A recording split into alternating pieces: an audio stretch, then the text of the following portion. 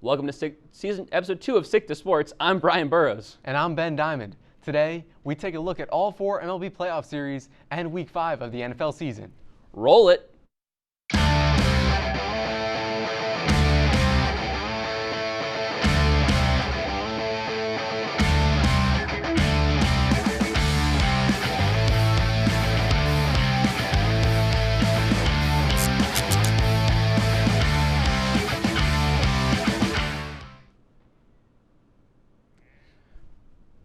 The Texas Rangers went into Camden Yards to take on the Baltimore Orioles and walked away with 2 wins. In Game 1, the Rangers won 3-2 behind 6 2/3 innings of 3-hit ball from their bullpen. Game 2 was a slugfest with a final score of 11-8. The Rangers had 11 runs on 11 hits, their lone home run being a grand slam from Mitch Garver in the 3rd inning. The series heads to Texas for the Rangers' first home game of the postseason. Nathan Eovaldi is projected to take on Dean Kramer. Ben, are the Rangers the favorites to win the AL after their performance so far? Absolutely. I mean, right now, this Rangers team is looking unstoppable, getting help from literally everybody, from veterans to rookies. And we saw a huge veteran presence in Game 2. One game that stood out to me, Mitch Garver, who was supposed to be the second man of that catching tandem there in Texas. And he's the man with 5 RBIs, hitting a grand slam early in the game for the Rangers. So just all around a great game for the lineup of the Rangers. And they really picked up Jordan Montgomery, who after having a fantastic start against the Rays in the wild card series, kind of struggled a little bit, very shaky, only 4 innings and 9 hits. But not only did the lineup help him, but so did the bullpen, and led to a Game 2 victory, and a crucial one at that. Yeah, and the emergence of Evan Carter as their starting left fielder has been a huge boost to their lineup. He came in as a September call-up, had about 23 games, hit over 300, and won that starting job for the postseason. He's hitting .500 with a .706 and an over 1,000 slugging percentage. He's got a homer, 3 doubles, couple RBIs. It's been a huge boost to their lineup. The team is doing even well, even with Marcus Semien struggling, hitting under 200. 13 doubles in 4 games, 25 runs scored. An excellent postseason so far. They're going to go far. The ace of the Minnesota Twins, Pablo Lopez, dominated the Houston Astros in Game 2, tying the series at 1. Lopez pitched 7 innings, allowing 6 hits and 1 walk while striking out 7 batters. His strong start, combined with a strong offensive showing from the Twins lineup, propelled the Twins to a smooth 6-2 victory on the road. Now heading home with a home field advantage on their side, can the Twins pull off a series victory against the reigning champion Astros? Absolutely they can.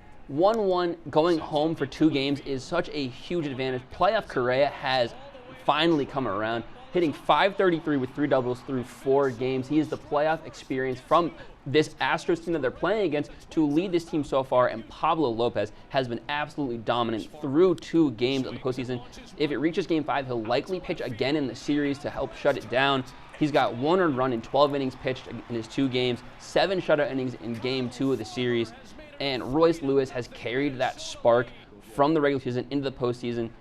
Sonny Gray versus Christian Javier, Game 3. Gray had an excellent regular season of a sub-3 ERA, pitched 5 shutout innings against the Blue Jays in the wild card series.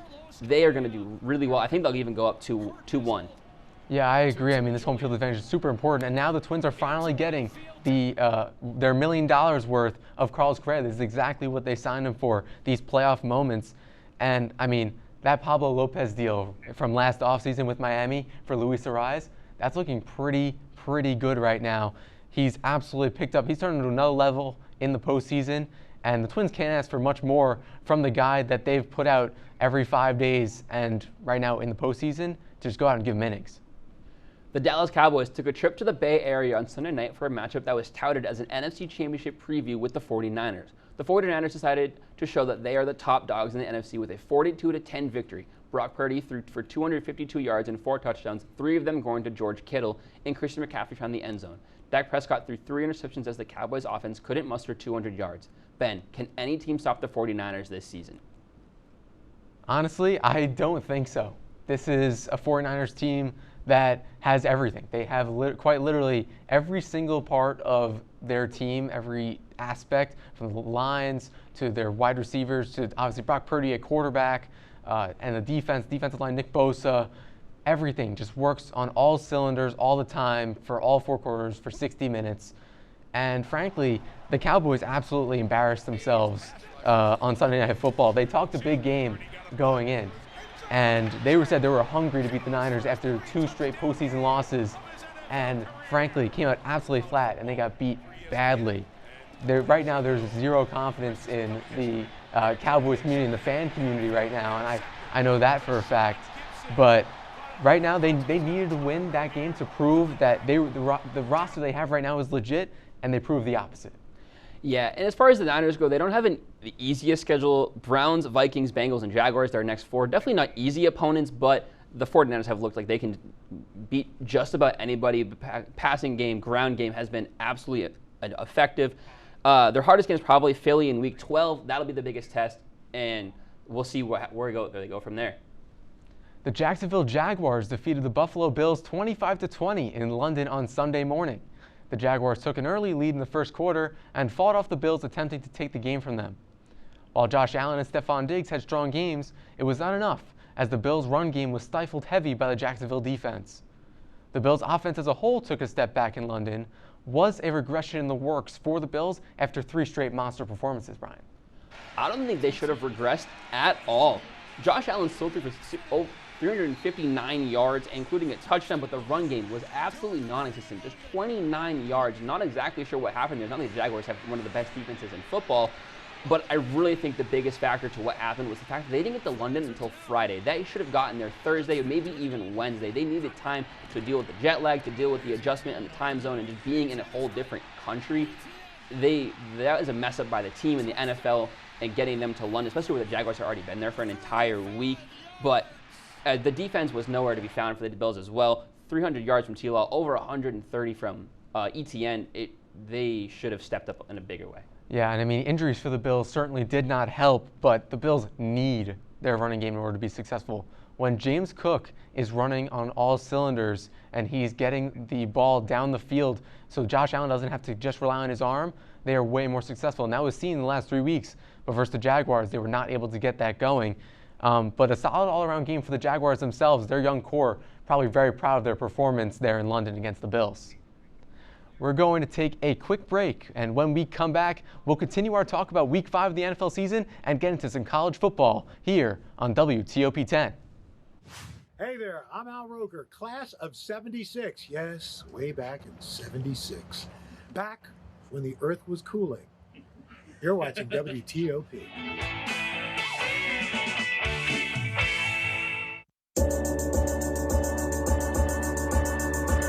The Kinda Late Show with Chloe and Anna.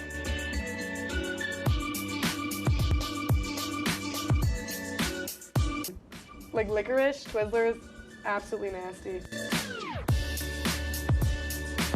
The thought of turkey is just nauseating. I think you're wrong, is what I think. You think I'm wrong a lot of times. I do think you're wrong a lot. When you look at the number of disasters in the U.S., chances are every area will deal with some kind of emergency in the next decade. And between school, sports, and social lives, chances are you won't be with your kids when it happens. Will they know what to do? Ready.gov/kids has the educational tools and information to make the conversation easy. When the time comes, chances are they'll feel prepared, not scared. So talk with your family today.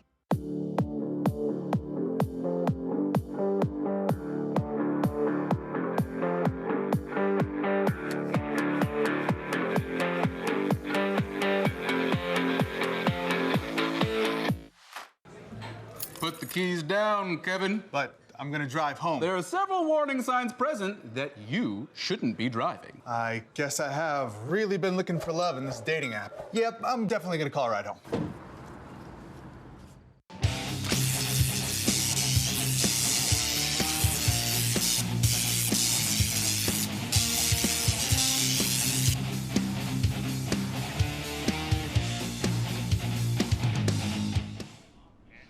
Welcome back to Stick to Sports. The New Orleans Saints went into Gillette Stadium and shut out the New England Patriots 34-0. The worst shutout loss since 1972 for the Patriots, and drops the Patriots to 1-4 for the first time since Bill Belichick's first season in New England. Mac Jones was benched for the second week in a row after throwing another 2 picks. Ben, is it time for the Patriots to move on from Bill and Mac? I truly think that is the case. The Mac Jones experiment has taken a sharp decline this season. Last season and his rookie season as well, kind of thought he might be serviceable. He might be able to win them some games, make him into the playoffs. And they did make it to the playoffs. However, in last season and coming into this season, a sharp decline in production and just not be able to score at all for these last couple of games. 3 points only in the last 2 games for the Patriots. Right now, the Bill Belichick experience and this Patriots dynasty is looking like it's starting to crumble. The Bill Belichick dynasty is starting to crumble away from what we've seen over the last 20 plus years. What are your thoughts, Brian? Bill's ability to find these good no-name defensemen has completely gone away. I don't really know what happened, but the defensive players are not good. And unfortunately for Patriots fans, Mac's probably still going to start. I don't think they want to go to Bailey Zappi quite yet. The Detroit Lions handed the Carolina Panthers their 5th loss of the season, pushing their record to 0-5. The Lions' offense was hot all game, even with the absence of their top wide receiver, Amon-Ra St. Brown. The Lions have continued to prove that the second half of last season was not a fluke.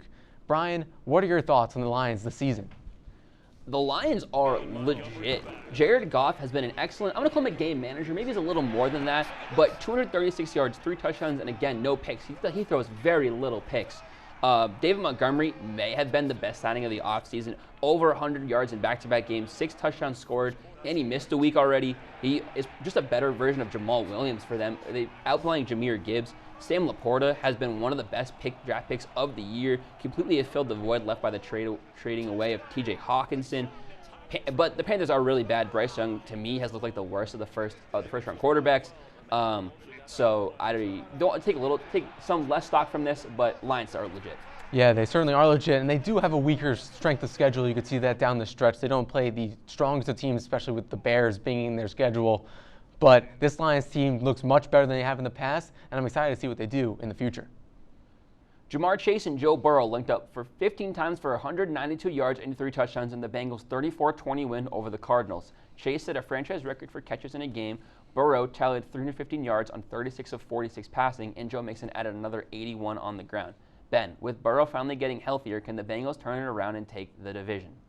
I mean, I think they absolutely can. The AFC North is not the strongest division in the NFL this year, so I think for certain this Bengals team still has the talent to take back the top spot in the division. And I mean, Jamar Chase got his wish after last week. He aired his grievances to the media, saying that he was always open, and he was always open this week. And he absolutely cooked the Cardinals defense. And I mean, that connection, that's exactly what the Bengals need. But the next 3 weeks for them are a big test. Seahawks, Niners, Bills. Huge games for the Bengals. If they can win at least 2 of them, we'll know they're back in business. Yeah, I was going to say the same thing. I think they probably need to win the game against the Seahawks, but these 3 games, it's going to be the small victories. Take what you can, take the positives, take away the negatives. These are really hard teams to beat, so it's just a really hard stretch, but I think they can pull out at least 1 win from this. Moving over to the MLB, the Atlanta Braves have tied their series against the Philadelphia Phillies in a thrilling 5-4 victory. The Braves were held at bay by Zach Wheeler before taking their first lead of the series in the 8th inning. With the series heading back to Philly, how important was it for the Braves to win this game, Ryan? This game may have been the most pivotal game of their offseason. I know they're only 2 games in, postseason, I know they're only 2 games in, but winning here, not going down 0-2, going into Philadelphia was probably the biggest thing. Zach Wheeler was still dominant. The bats aren't really showing up quite yet, 6 1/3 and 10 Ks, but they got to the bullpen, which is what they needed to do. From here, their starters need to start performing. They can't be going down early like they have in the first 2 games and having a comeback in the postseason. That's so much harder to do than it is in the regular season. But like I said, not going to Philadelphia to survive is crucial. Now they only need to win 1 game and they get to go back to Atlanta. I absolutely agree. I mean, the number 1 offense was finally able to get something going against this Phillies team. And right now, as you said, they just need to go to Philly and win at least 1. It's going to be really difficult. We've seen how rowdy the Philadelphia crowd can get, so we'll see if the Braves can take 1 or 2 in the next couple of games. USC and Arizona were tied at 28 in the 4th quarter when both teams would miss field goals and late in the game to send it to OT. Both sides scored in all 3 overtime periods, but USC would hold Arizona's final 2-point conversion attempt to win the game 43-41. Despite the win, USC fell again in the rankings to number 9. Ben, can USC make it all the way back to the college football playoff this season? I certainly think it's possible, and I don't think the NCAA will want to leave possible two-time Heisman winner Caleb Williams out of the dance at the end of the season. But I mean, I understand why USC lost a little bit in their ranking. The passing game really wasn't there. Caleb Williams was not really able to do a lot in the air, and because of that, it was kind of ineffective, only around 219 yards in the air. But his legs, his ability to use his legs near the end zone, absolutely huge for USC, and I think that's exactly why he's so highly touted in the NFL draft next year. But they have a huge matchup against Notre Dame next week, and with Sam Hartman, on the other side, we'll see if the USC defense can hold up their end. Yeah, and they're going to get some help from their top teams playing each other, Oregon and Washington this week, Penn State, Ohio State next week. Some teams are going to fall that are above them, and that'll definitely help boost them up. I agree. The Oklahoma Sooners defeated the Texas Longhorns 34-30 in the 2023 Red River rivalry. An offensive affair between the two highly ranked teams, with the Sooners' offense prevailing over the Longhorns. With the win, Oklahoma stays undefeated at 6-0, while Texas falls to 5-1. Brian, what are your thoughts on how this game played out? This was a great game by Oklahoma and a kind of shaky game from Texas. Dylan Gabriel definitely outplayed Quinn Ewers, who threw 2 picks and only had a touchdown, where Gabriel had 1 in the air and 2 on the ground. Texas, though, did show life in the late of the game. They had 13 unanswered points in the second half to take a 30-27 lead, but then Dylan Gabriel came clutch, led the team on a game-winning drive with 1:17 left, with almost no time on the clock. This was the biggest game of Oklahoma's schedule. They jump up to number 5 in the rankings, so they're just 1 outside of the college football playoff. The only ranked team on their schedule, though, is number 23, Kansas. But if they win out, they do definitely have potential to make that top 4 and make the college football playoff. Yeah, I completely agree. And I mean, this game was as advertised, and 2 powerhouses couldn't ask for much more on a Saturday afternoon. But we are going to take a quick break, and when we come back, Brian will be joined by one of our producers, Alex Brooks, here on WTOP 10.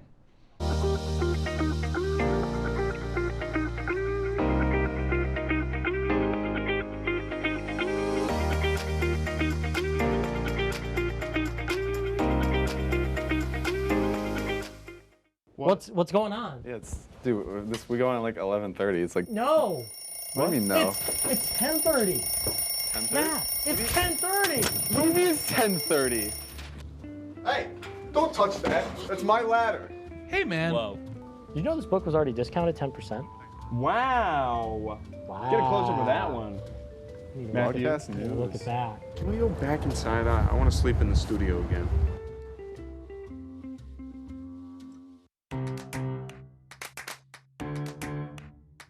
We'll deep dive into our feelings in our Real Talk segment. Stay tuned because it's about to get real.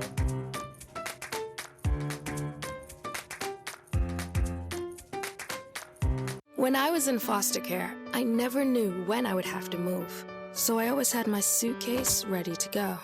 Then one day I was adopted. My new parents opened their hearts and home to me. My parents cook my favorite breakfast for me every morning. My parents take me on trips I never thought I would go on. They gave me a home and an even better reason to use that suitcase. My parents aren't perfect, but they're perfect for me. Welcome back to Major Discussions.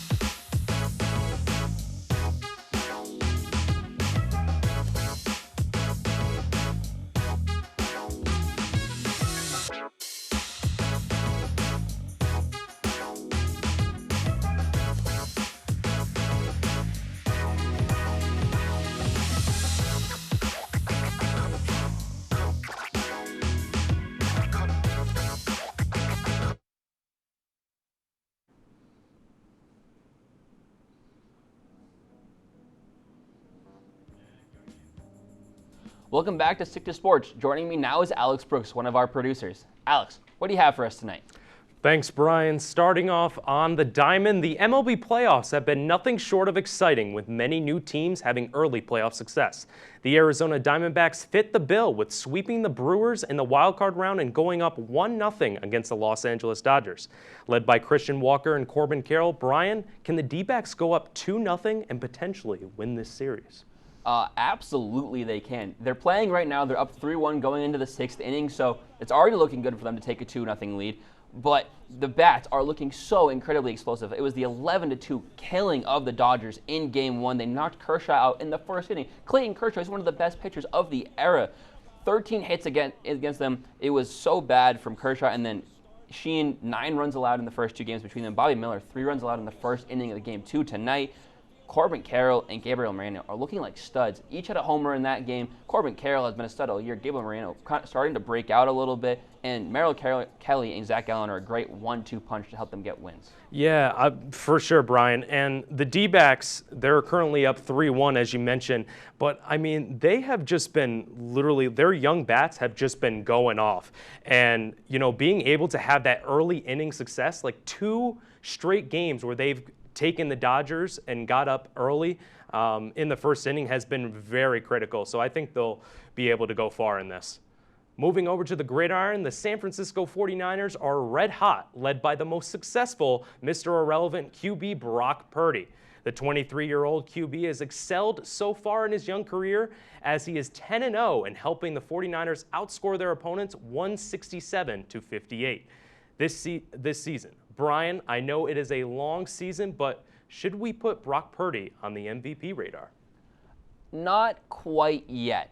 His stats are good so far, over 1,200 yards, no picks yet, but he's not top 5 in passing yards this season. He is not top 5 in passing touchdowns. Those are usually pretty big stats to garner an MVP award, and he really isn't the focal point of the offense like a Josh Allen, like a Tua. Those guys, when you think of the Bills, the Dolphins, you think Josh Allen and Tua Tagovailoa. Those are the guys. Brock Purdy, his name was big because of Mr. Irrelevant, but Christian McCaffrey has definitely been the focal point of this offense. He's been so important to their success. His rushing and passing ability has definitely helped Purdy, and he's only got 1 game over 300 passing yards, which is another thing that's going to really keep him back. But keep up this pace, and he certainly could get into that conversation. Listen, Brian, I feel like if you take his stats, right, 9 touchdowns, no interceptions, that's pretty impressive. But you got to think, Brock Purdy's only loss was against the Philadelphia Eagles in the conference championship game, and he didn't even have a shot. He literally just got he got knocked out, and I'm thinking Purdy's in the MVP conversation. Let's stay with the teams who are starting off strong, going to the 305 as the Miami Dolphins have put themselves in strong contention for one of the top teams in the AFC. Led by Tua Tagovailoa, Devon Achane, and Tyreek Hill, Miami is now 4-1 after defeating the Giants 31-16. With the Bills losing to the Jags on Sunday, the Dolphins took possession of the AFC East. Brian, is Miami a threat to the Chiefs for the #1 spot in the AFC? Simple answer is absolutely. They have a pretty easy schedule coming down now. They have still have 2 games left for the Patriots, who we talked about look really bad. 2 games versus the Jets, who are very iffy. They have the Raiders. They have the Titans. Their schedule is pretty shaky for their opponents. Their offense looks completely unstoppable. And they also have a home game versus the Chiefs. The Chiefs have to go to Miami to win the game. The Chiefs also haven't looked the best this year. I know they're 4-1. But teams with good offenses, which they still have to face 2 times the Chargers, the Eagles, the Bills, and the Bengals, are going to give their defense, which has also looked shaky at times, fits. Yeah, I feel like with Miami, they have a good defense. Their offense is looking scarier than ever with Tua and Tyreek, and the running game is really going. Their schedule is looking favorable, as you said, so I think it's going to be that Week 9 game against the Chiefs. That's going to make or break for the Miami Dolphins for the #1 seed. We're going to take a quick break here and stick to sports. Thanks once again to Alex for the fast break. When we come back, Brian, Alex, and Ben will head into extra innings. Don't go anywhere. You're watching Stick to Sports on WTOP 10. La, la, la, la. Free. La, la, la, la, la, la. La, la, la, la. Freeze.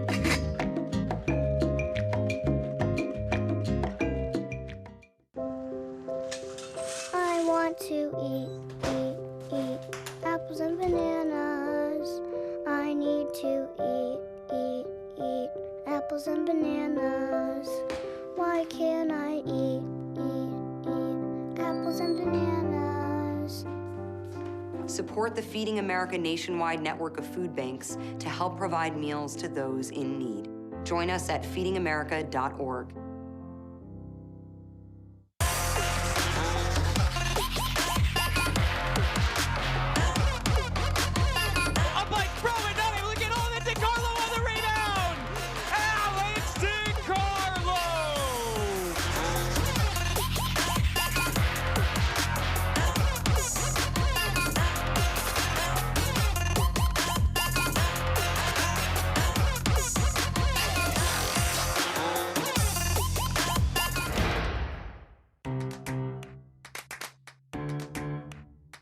We'll deep dive into our feelings in our Real Talk segment. Stay tuned because it's about to get real.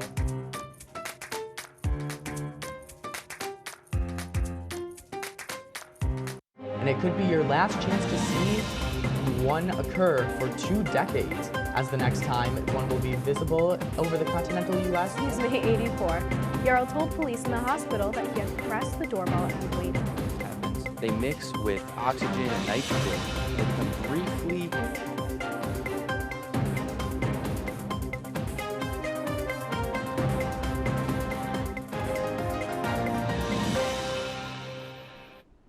Welcome back to Stick to Sports. Now let's get ready for another edition of Extra Innings. Guys, let's start off with the standings so far. We're all 2-3. We are all at the same record. I don't know how that even happened. We need to not pick the same picks like Yeah, last no year. more We picking the can't same all picks. be picking the same picks like again. Yeah, that's not happening. So we'll go right into it. The Rangers versus the Orioles. I'll start off with you, Brian. So Rangers at -140. It's Eovaldi versus Kramer on the mound. Eovaldi has looked so much better than this season than he had in the last couple of years. I think Rangers are definitely taking it in the sweeping it. I'm going to go with the Orioles. I think they will end up taking at least one game in this series, and I think it will be Game 3. Obviously, because they have to, because if they don't, they're out. So, yeah, they'll be winning the next game in the series. Orioles are not going to get swept. I'm picking the Orioles. So we'll move over to another division series between the Twins and the Astros. Twins are favored. I'll start with you, Ben. I like the Twins in this series. I really liked what I saw in Game 2. And in Game 1, I mean, they obviously lost Game 1, but towards the end, they showed a little fight. And in a younger team with a good veteran postseason presence, as we mentioned earlier, Carlos Correa being a part of that team, I really like this Twins team, and I think they'll take the next one as well. Personally, I am not a fan of the Astros. I don't think they're going to do they're not doing very well this year. I mean, they're 1-1, but I'm going Twins. Sonny Gray's dominant, and they're going up 2-1. Twins are hungry. We're picking the Twins. We'll move over to some college football. We'll do the Washington Huskies versus the Oregon Ducks. It's really a toss-up, so I'll go with you, Brian. Start off. I think Michael Penix is going to outplay Bo Nix. Oregon has better defense, but it's not going to matter. And I think Washington is going to cover the spread at -2.5. You know, I'm going to have to agree with you there, Brian. I really like Washington in this game. I think they're a strong team. Again, it's a battle of the Heisman candidates, Bo Nix, Michael Penix. I really like Penix in this one. I think he's going to take it with Washington. Well, I'm going to take Oregon on this one, just because of their history, their successful history against Washington. So we'll move over to some hockey because NHL is starting up soon. It's going to be the Las Vegas Golden Knights versus Brian's Seattle Kraken. So, Brian, I'll let you take this one over. I am taking the Kraken in this one. I know they're very big underdogs in this one, but they're getting Burakovsky back. They had a decent run of the playoffs last year. Kraken are going to take some momentum into the season and win. You know, I like the Kraken as a team. I like what they showed in their sophomore season as being a franchise, but I'm going to go with the reigning Stanley Cup champions, the Golden Knights. Yeah, I'm going to agree with you, Ben. I'm going to take the Las Vegas Golden Knights. I also like what the Kraken are doing, but I still think you just got to play matchup on this one, so I'm going to take the Golden Knights here. And the last one is going to be the Kings versus the Avalanche. So, Ben, I'll have you take this last one. You know, the Kings are favored just by a small margin, but I think that home ice advantage will be important, and I think the LA Kings will win the season opener against Colorado. I'm going opposite you. I'm taking the Avalanche underdogs. Cal McKinnon's so good. Mikko Rantanen, that team's really good. I don't think away is going to hurt them too much. So, Kings, Avalanche. I'm going to take the Avs on this one. Let's book the underdog. Avs are going to take this one. All right, yeah, well, that'll do it for this episode of Stick to Sports. I mean, this is a good episode. A lot of good stuff going on. Hockey starting, playoff baseball, Week 5 of the NFL, and good college football matchups. What more can you ask for? Tune in next week, Monday at 10:30 here.